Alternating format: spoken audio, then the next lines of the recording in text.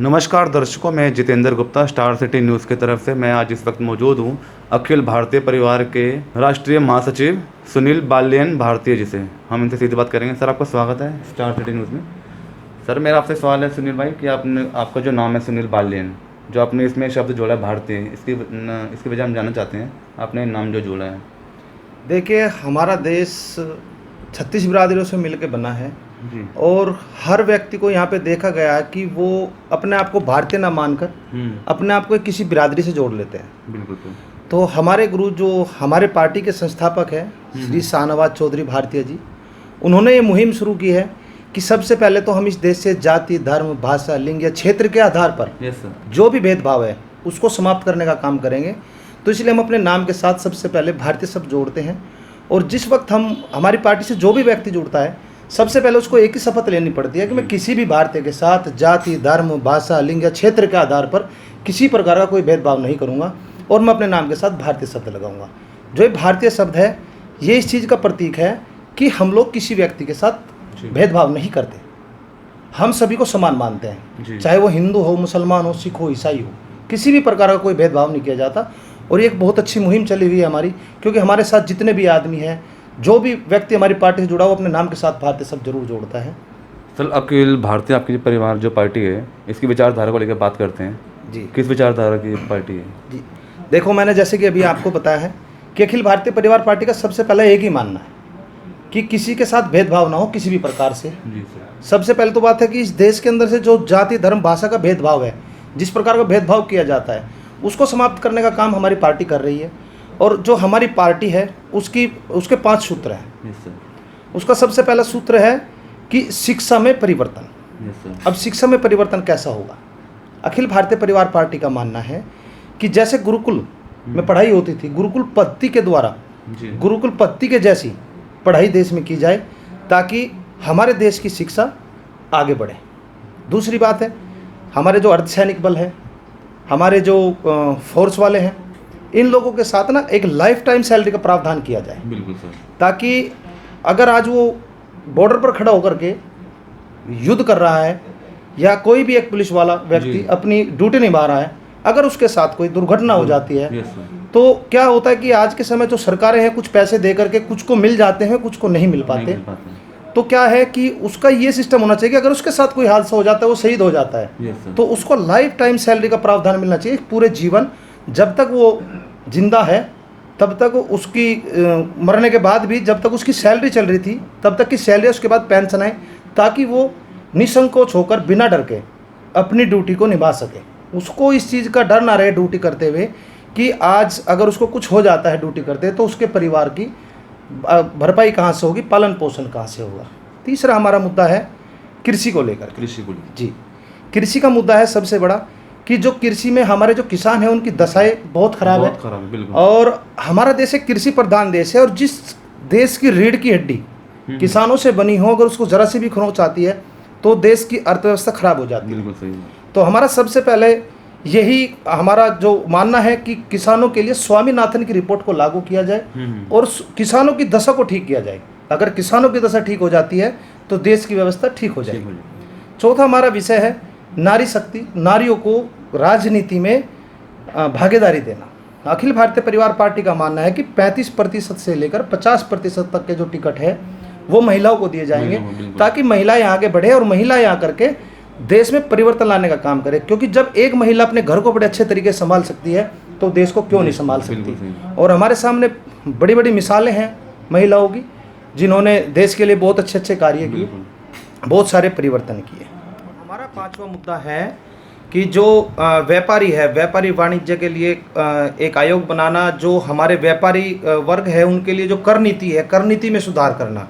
क्योंकि गुरु चाणक्य ने कहा है कि अगर किसी देश की व्यवस्था ज़्यादा ठीक करनी है तो कर नीति को 5% अधिकतम होना चाहिए।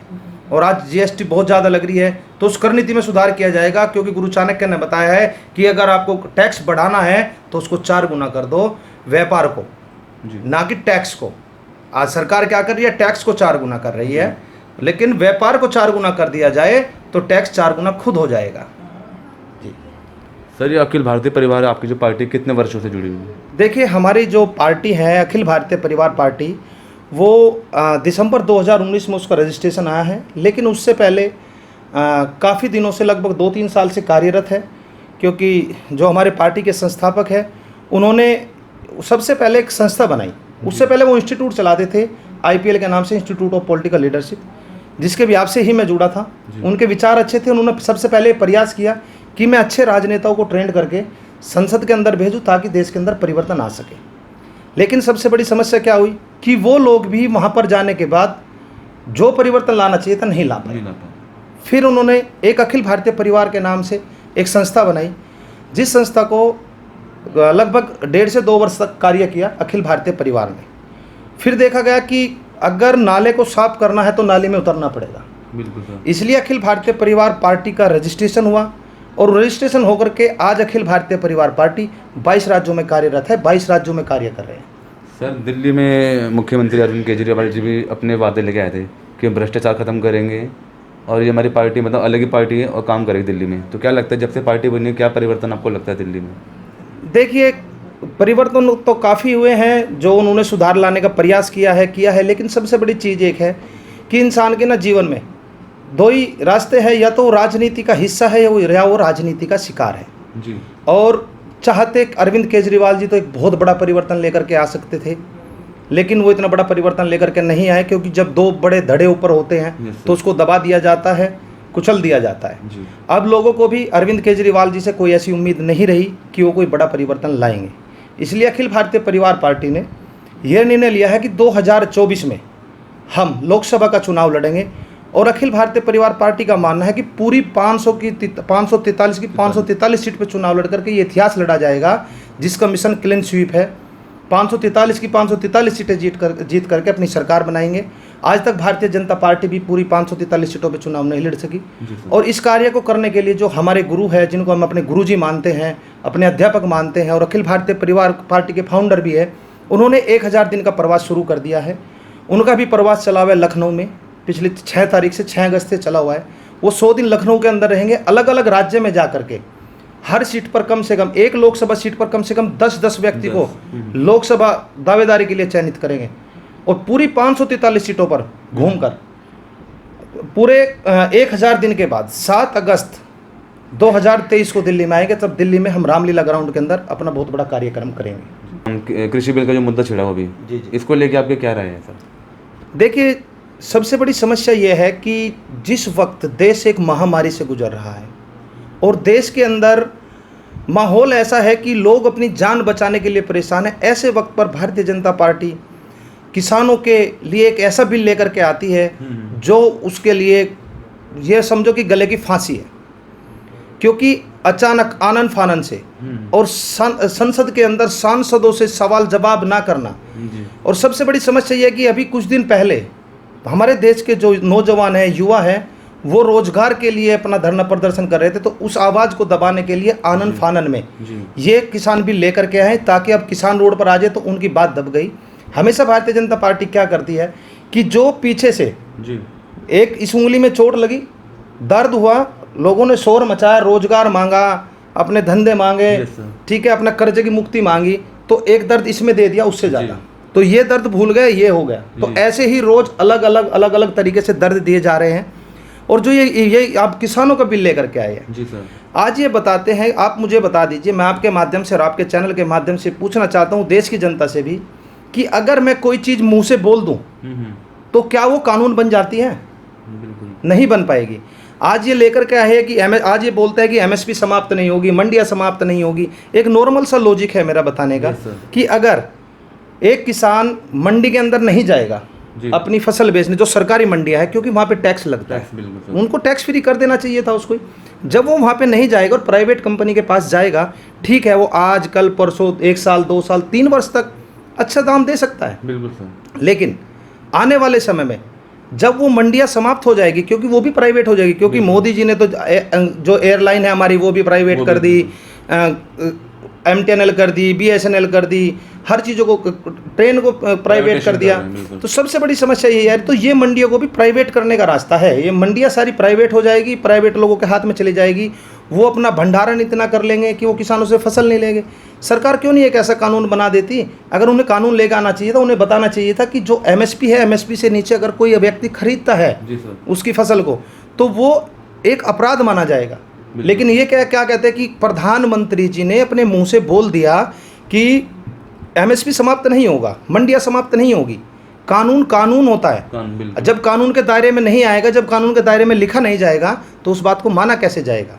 तो इससे क्या होगा? आज ये एमएसपी की बात करते हैं कि एमएसपी के ऊपर हम लोग खरीदेंगे। हम ये बताते हैं कि आज मक्का का भाव जी। 1850 हो चुका है एमएसपी के अनुसार, लेकिन आज बंगाल में जाके देखे, बिहार में जाके देखे 600, 700, 800 रुपये प्रति क्विंटल बिक रही है। बिल्कुल। तो ये सबसे बड़ी समस्या आती है।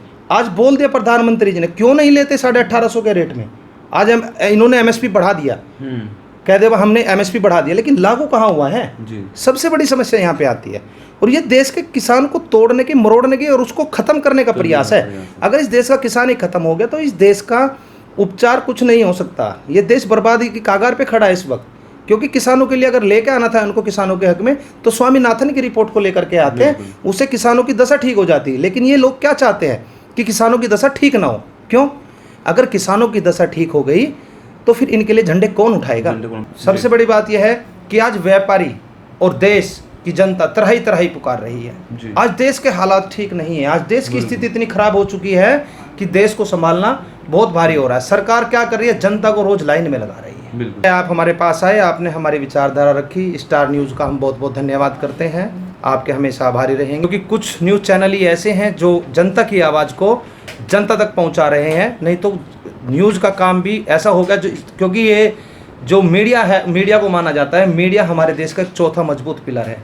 लेकिन आज हमें पता चल रहा है कि आज हमारी जो मीडिया है वो परिवर्तन ला रही है और वो प्रयास कर रही है। धन्यवाद आपके लिए, बहुत बहुत आभार। तो ये हमारी सीधी बात सुनील बालियान भारतीय जी से। स्टार सिटी के साथ मैं जितेंद्र गुप्ता।